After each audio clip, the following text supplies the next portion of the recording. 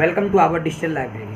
Hello friends, आज मैं दो मुद्दे हैं। एक मेरा मुद्दा ये है कि जो मैं कल इंटरनल असेसमेंट को लेके एक वीडियो जनरल प्रमोशन पे बनाया था, अब वो बच्चे बोले सर फर्दर प्रोसीडिंग कैसे किया जा सकता है, आखिर वो कौन से डॉक्यूमेंट्स हैं या फिर कौन सी बातें जिनको लेकर हम आगे बढ़ सकते हैं और अपने कॉलेज के प्रिंसिपल से बात करके ऐसी चीज़ें आगे प्रोसीड करा सकते हैं। दूसरा मुद्दा ये है कि अभी MPMSU की क्या अपडेट है सर, जो MDMS के एग्ज़ाम्स जो मंडे से हैं वो हो जाएंगे क्या सर, या फिर सर जो अभी BMS थर्ड ईयर और फाइनल ईयर का जो 10 और 11 अगस्त से टाइम टेबल शेड्यूल किया गया क्या वो हो सकता है या नहीं। तो इन्हीं सबको रिकॉर्डिंग दोनों अपडेट मैं आपको देने वाला हूँ इसी वीडियो में, तो वीडियो पूरा देखें और ज़्यादा से ज़्यादा शेयर करें। सबसे पहले मैं आपका ध्यान आकर्षित करना चाहता हूँ INC की ओर। INC की जो गाइडलाइन आई थी, दो गाइडलाइन आप लोगों ने देखा होगा। एक गाइडलाइन इशू की गई थी करीब 10 जुलाई 20 को, ठीक है। उसमें क्या लिखा गया था वो मेंशन करूंगा, और उसके बाद 21 मई 21 को क्या गाइडलाइन मेंशन की गई। ये दोनों गाइडलाइन को अपन INC की जितने भी नर्सिंग के बच्चे जो ये वीडियो देख रहे हैं उनके पास ये बल मिल सकता है, मतलब वो इसी के आधार पे जैसा कि और बात कर भी रहे हैं। लेकिन पहले भी उन्हें जनरल प्रमोशन दिया गया था, लेकिन उसके बाद क्या हुआ क्या नहीं हुआ आप सब जानते हैं, मैं उस पर डीप में नहीं जा रहा हूँ। अभी अपन इंटरनल असेसमेंट का मुद्दा कैसे बना सकते हैं, जब भी जैसे आप देखेंगे 10 जुलाई 20 को जब आप उसको देखोगे उसमें एकेडमिक कैलेंडर भी इशू किए गए हैं और उसमें साफ साफ मेंशन किया गया है अगर ये कोविड के कारण चीज़ें नहीं हो पाती हैं तो इसमें 50% आप बच्चों का इंटरनल असेसमेंट करेंगे। मतलब वो बच्चा कैसा इंटरनली असेसमेंट, जैसे आप वाइवा ले लो या बच्चों प्रैक्टिकल फाइल्स क्रिएट कर लो या फिर जो भी इशू है, और 50% उसके किस आधार पे कि उन्होंने अभी तक एनुअली, जैसे मान लीजिए सेकेंड ईयर का बच्चा है तो उसने फर्स्ट ईयर में अभी तक कैसा स्कोर किया, उसके आधार पे 50%, या फिर अगर फर्स्ट ईयर का बच्चा है तो वो 100% उसके इंटरनल असेसमेंट पे आप एनालिसिस कर लो। ये गाइडलाइन में दिया गया था 10 जुलाई 20 को। फिर आता है 21 मई को। 21 मई में भी ये साफ साफ मेंशन किया गया था, 21 मई 21 को साफ साफ मेंशन ये किया गया था अगर आप पेपर नहीं ले पा रहे हैं तो आप ऑनलाइन के थ्रू फाइनल ईयर को छोड़ के जितने भी बचते हैं जैसे इंटरनल असेसमेंट के माध्यम से वो आप ऑनलाइन लीजिए और ऑनलाइन ही चीज़ें आगे बढ़ाइए। तो ये मुद्दा था दो सर्कुलर को देख के, बाकी आप भी देख सकते हैं।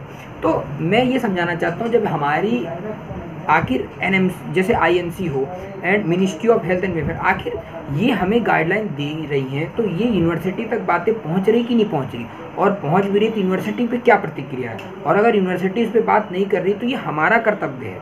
मतलब जैसे देखो कोई बच्चा आयुष से पढ़ रहा, आयुष यानी BAMS BUMS और यूनानी अगर इसमें है, या फिर कोई बच्चा MBBS डेंटल में है तो उसके लिए कौन बॉडी होगी, वो NHM, या उनके लिए अपनी अपनी बॉडी है। मतलब जैसे अपन MBBS की बात करते हैं तो उनके लिए MCI है, डेंटल की बात करें डेंटल के लिए अपनी है। फिर उसके बाद जैसे अब आयुष पे आए तो आयुष के अलग विंग है, और CCIM से NCISM बन गया।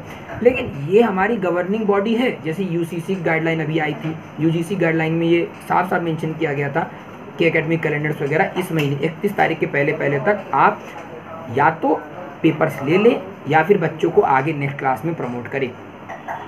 तो आखिर ये जैसे चाहे UGC हो चाहे INC गाइडलाइन हो, INC गाइड पहले क्या सिर्फ NHM, क्या सिर्फ नेशनल हेल्थ मिशन की NHM में भी दो पार्ट आता है, एक NRHM एक NUHM, national rural health mission, national urban health mission. क्या सिर्फ NHM की गाइडलाइन सर्कुलर होगी, मतलब अगर MBBS और सिर्फ डेंटल यानी मेडिकल विंग के बच्चे हो तो उनका हर चीज़ टाइम पे हो, लेकिन और चाहे वो मेडिकल वाले हो, चाहे वो आयुष वाले हों, चाहे INC वाले हो, चाहे वो CCIM बॉडी गवर्न कर रही थी अभी तक वो, और अब NCISM हो गई, चाहे INC, क्या इनके कोई महत्व नहीं। अगर ये कह रहे हैं तो इनका कोई वैल्यू नहीं, ये क्यों नहीं हम, और ये कार्य किसका, ये काम हमारा है हम जैसे स्टूडेंट का, कि हम जितने भी रिस्पेक्टिव गाइडलाइंस हैं, मतलब अगर वो INC ने गाइडलाइन दिया है, CCIM ने गाइडलाइन दिया है, NCISM ने गाइडलाइन दिया है, या फिर NCISM, ये हमारा काम है उन्हें बताना कि सर आपकी गाइडलाइन फॉलो नहीं हो रही।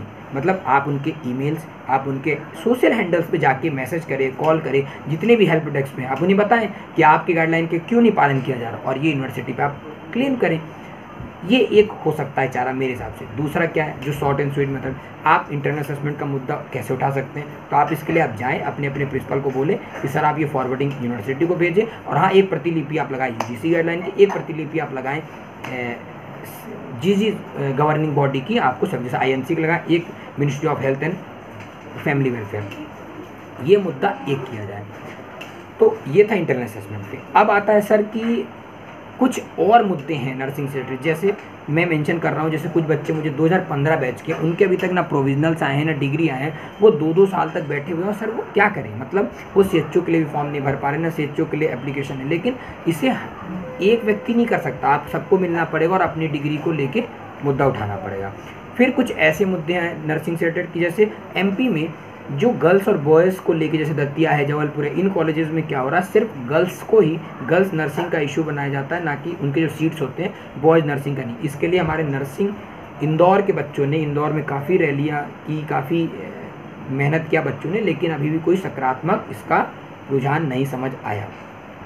अब जैसे कुछ ऐसी बातें चल रही हैं कि एम्स में, जैसे मैं एक रेफरेंस दे रहा हूँ, इसके लिए एम्स दिल्ली में प्रोटेस्ट हुआ है, मैं सिर्फ आपको रेफरेंस दे रहा हूँ। जैसे 80:20 या 80:20, यानी 80 गर्ल्स, अगर 100 सीटें तो 80 गर्ल्स को भर्ती करती हैं ये लोग नर्सिंग में और 20 बॉयज़ को। तो ये सच में एक मुद्दा है। अगर आप बॉयज़ नर्सिंग कराते हो तो उन्हें क्यों नहीं सीट्स दे रहे हो, और ये गलत बात है। और हाँ, दूसरे राज्यों में सही है, लेकिन सिर्फ जैसे MP हो गया, ऐसे कुछ राज्य हैं जिन पर ये गलत हो रहा है।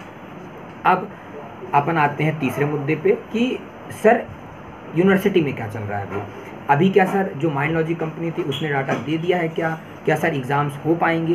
तो देखिए, अभी मेरे पास जितनी भी न्यूज़ है उसके तहत ये कंफर्म न्यूज़ है कि अभी कोई डाटा नहीं आया है। दूसरी खबर, जो MDMS के पेपर हैं, अगर यूनिवर्सिटी मंडे को करा लेती है, अगर वो यूनिवर्सिटी मंडे को करा लेगी तो आप ये मान सकते हैं कि BMS का जो 3rd ईयर और फाइनल ईयर का जो टाइम टेबल इशू किया गया है 10 और 11 तारीख से, 10 और 11, क्या ये टाइम टेबल्स फिर हो जाएंगे? तो ये हम मंडे को, अगर अभी तक जैसे आपके एडमिट कार्ड्स रिलीज़ हुए कि नहीं MDMS वालों के, तो वो हमें देखने को प्रत्यक्ष पता चल जाएगा कि अगर मंडे को पेपर्स होते हैं या पोस्टपोन होते हैं।